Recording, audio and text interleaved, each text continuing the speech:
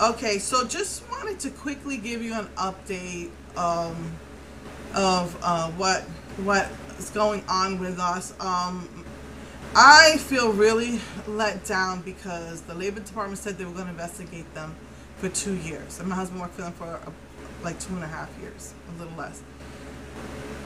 And my husband had proof of some of the overtime, just some of it, but proof that there is proof of it. They could go and they could, burn the proof. But my husband had copies of about 4 months worth of how to prove that of the overtime that he did. And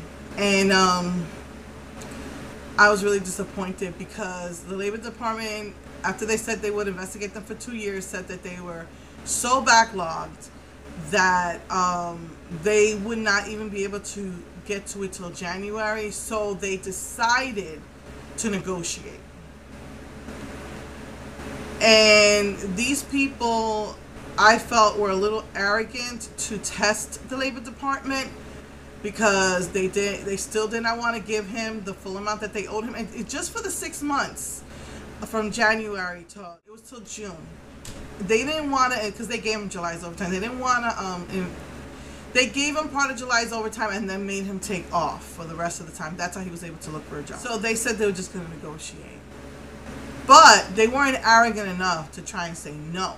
So they did negotiate, and they only wanted to give him half the money, and my husband wanted the full amount. And and the thing is, they're not even going back, but he was just asking for the 6 months of this year.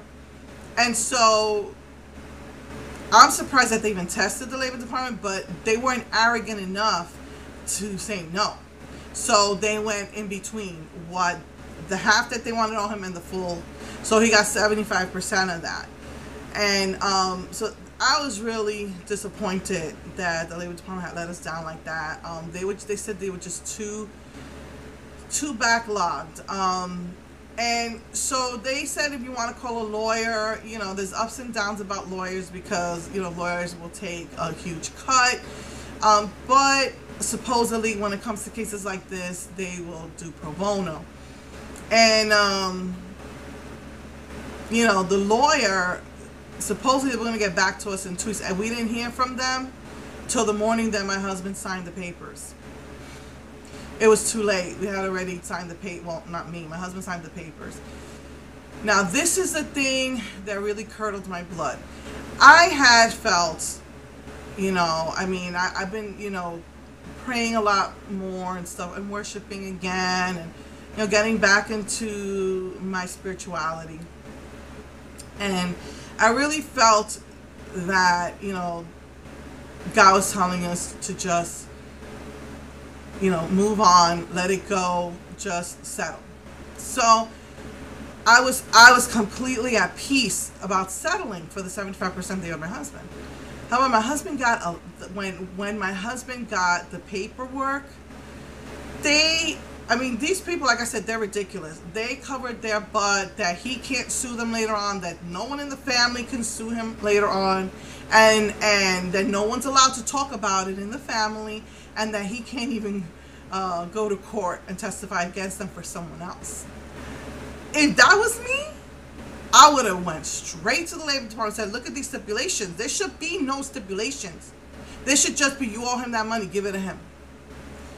So that really got me upset. But what the biggest part that got me upset about that is that it seemed like a gag order, and that I'm not allowed to talk about it because I'm part of the family. And so I called my cousin, who's a lawyer, and he said, I don't know what the laws are in Texas, but from what I understand, the only parties that are involved is your husband and them. And if your husband signed it, he can't sue them. That's fine. But they can't tell anyone else in the family that you can't talk about it or put like a quote-unquote gag order on you. It has nothing to do with you. You're not signing it. That's between him and them. So I was like, who the heck do they think they are? I'm like, that's crazy, because I'm right here right now talking about it, It's like, that's out of their mind. They cannot stop me. So I'm like, they're out of their minds, I just really got mad. And I told him, you should call the Labor Department. and tell them they're putting stipulations on you getting this money. It should just be, here's your money.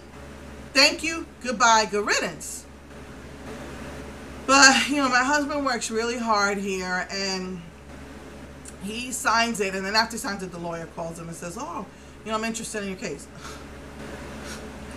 Too late. So I just saw it was just God just saying, just be done with them.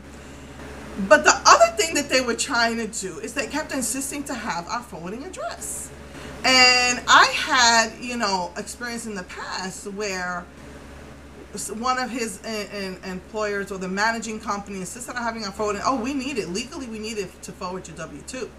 I'm like, you can forward the W-2 to my mom. I'll give you my mom's address.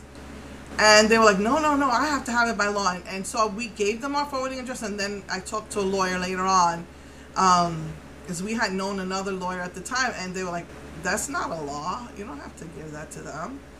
So, and then what wound up happening is that they started harassing us by mail. This is like when computers had just first started. So they were forwarding all these, I told you the story, how they were forwarding all these bills to us. And thank God none of them were in our name. It was in the managing company's name, but they were still trying to say we were responsible for those bills. And I was like, you are crazy, because you are behind by 3 weeks in paying. They were behind by 3 weeks by paying my husband the stipend. They were responsible to pay. They didn't want to pay the bills anymore. They didn't want to be responsible. She was not paying the bills, and we were getting turn-off notices. And so what the agreement was that they would give my husband the stipend for the bills. So it was still in their name. And they had not given him like 3 weeks worth of stipends. I'm like, these people are crazy. So, I had spoken to a lawyer. I spoke to an accountant about these laws that they were talking about that do not exist, and they left me alone. And they had a lot more to lose than I did, because they were really, really, underhanded company. So I think in the end they had to. I think they were investigated, I don't know, by the district attorney or something like that. So, I told my husband, they insisted before they paid him that they get a forwarding address for the W-2. And we told them 10 times, we have mail forwarding with the post office. You can just do it that way. And it works, because when we moved from North Carolina to here, they forgot our forwarding address, and they send it to our old address, and it got forwarded to us. So, it will get forwarded as long as you have call forwarding. So we told them that 10 times, and they're still insisting. I'm like, why? Why are they insisting to have our forwarding address? So I'm just not feeling well. My husband finally, he not only did he email them, he put, the CC that they put a carbon copy to the Labor Department. And he wrote underneath, he wrote in the, sorry, I'm just really out of it. I'm not feeling good. So in the email, he told them, according to Mr. So-and-so at the Labor Department, I was never told that I had to give you my forwarding address. They shut up. And I said, don't talk to them my phone, talk to them my email. So just give me the time when I can pick up my last check. And so I said, you have to do that, because after we drive all the way up there, they could say, oh, we're not, they closed, or they forgot, or no one had your check, blah, blah, blah. So they gave him the time frame. And so he went up there, and I was like, I bet you they're going to make him sign that he got a check and everything. But they were like ready to close, and like there was only one person there, and they were just like, oh, this person I don't think was involved at all in any of the processes. But they're, oh, how you doing? Do you have a new job? Okay, here's your check. Good luck. So that was good. And like the next day, I was like feeling bummed, and then the next day, I received the car payment, the booklet to make those car payments, and it was like God was saying, well, here's your money for the next 6 months, I would put it all in one shot, but the way this company works is people have done that before, and they put it all towards the interest. So he warned us, don't do that unless you come in and specifically speak to the office and say, put this towards the principal. But I still, after, that, because they made you sign a paper that you won't take them to court, that you'll go to mediation first. I was like, you know what? I don't trust this. Let's just, unless I have the whole amount, this isn't big enough. This is just 6 months worth of 6 years. I don't want any problems. I'm just gonna, this is my money for the next 6 months. So it was like, as usual, God comes through, and we're expecting some more money, because he had a bonus when he joined here, but he gets it after 3 months. And so with that bonus, we'll have probably between about 10 months worth of payments on the car payment. So for the next 10 months, we're okay with that.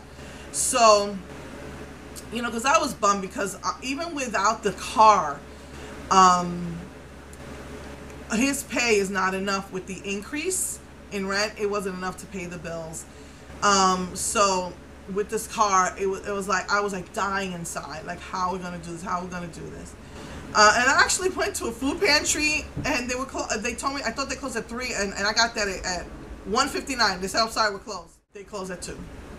So, but, I just thank God that I was so bummed about what the Labor Department had, really dropped the ball on us and let us down. But then the next day we got the car payments, and I'm like, God has seen us through so many things, and yet I still continue to worry. I have a serious problem with worrying, and there came the money for the next 6 months of car payments. So I really thank God for that.